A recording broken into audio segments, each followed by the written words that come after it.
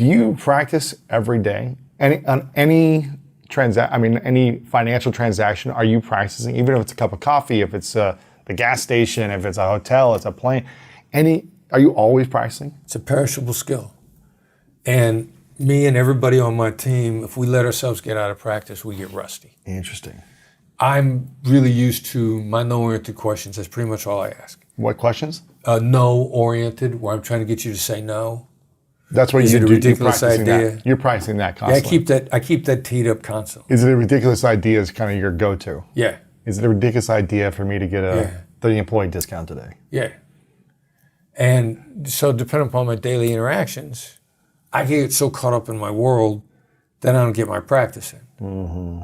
And so, when we started traveling in right after the pandemic, I'm getting ready to go into a hotel. I haven't done a hotel upgrade in a while.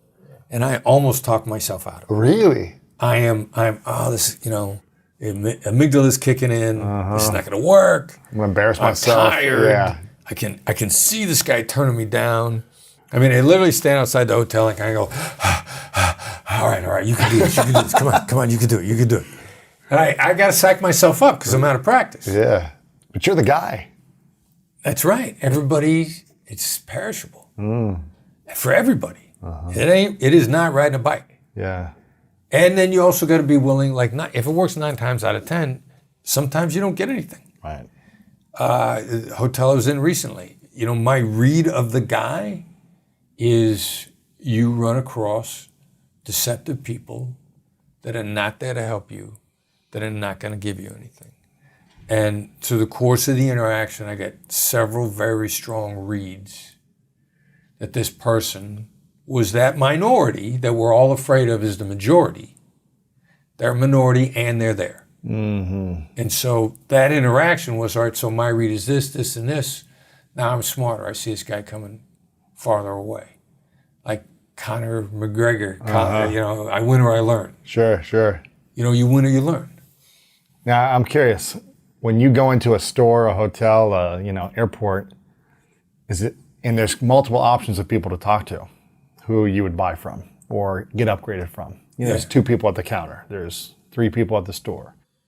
Are you assessing first who I should approach based on body language, based on if they smile, if they're, in a more positive state? Or is it depending on male, female? Is it, do you have a success rate based on, is it just more an intuitive feeling that who you walk up to? I hadn't thought about that before. What I'm really more worried about is what kind of vibe I'm putting off. Mm-hmm. I don't have a lot of control over who I'm going to get. In point of fact, they're reading me before I start reading them. Because, they got a revolving door. They're picking up this energy. I think there's actual energy there. It's one of the things I bounced off of Andrew Huberman. Mm-hmm. Is the energy actually there? Interesting. And he's like, the data doesn't support it. I suspect it's possible. And he's a very data-driven guy. Very. He's solid science. Solid science. Peer-reviewed journals. Yes. He's like, the data ain't there yet. But I think it exists. That's Chris Voss saying that, not Andrew Huberman. Andrew didn't say that. He didn't say, I think it exists. Chris Voss says, I think it exists. These people behind the counter, they're picking up on my vibe. So what I got to do, instead of sitting there like, I want this guy, I don't want this guy, I don't want this guy, I might be putting off a bad vibe. I need to put off a relaxed vibe. Yeah, just go walk right up. I'm not in any hurry. I'm cool. If I'm looking at them, I got to make sure I'm looking at them and my inner voice is saying, take your time. I know you guys are busy. Right. I can't look at them like, do your job. I'm standing here. I'm a customer. You should be waiting. They're going to pick up on that if that's my inner voice. Mm-hmm. So I got to get my inner voice in a place where I'm giving off a positive vibe. Relaxed, positive. And then I'm going to roll up and I'm going to do a read on the person in a moment. If they look like they're having a bad day, I'm going to say, tough day. I'm hitting the reads on the TSA people all the time. Really? For practice. I do a misread on a TSA guy. Don't remember what airport I was in.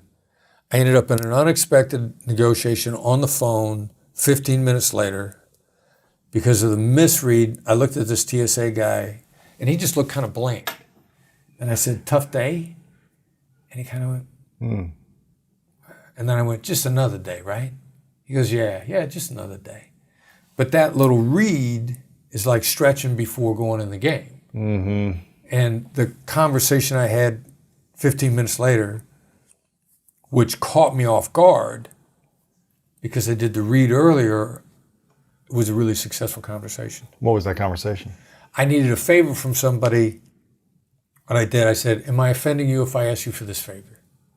Because I needed him to go out of my way for me. Uh-huh. And I did the no-oriented question, and I did sort of, what am I going to do if I ask? I might offend him. I'm doing an emotional read. I throw the two of them together on the spur of the moment, which is really kind of where you want to get. Interesting.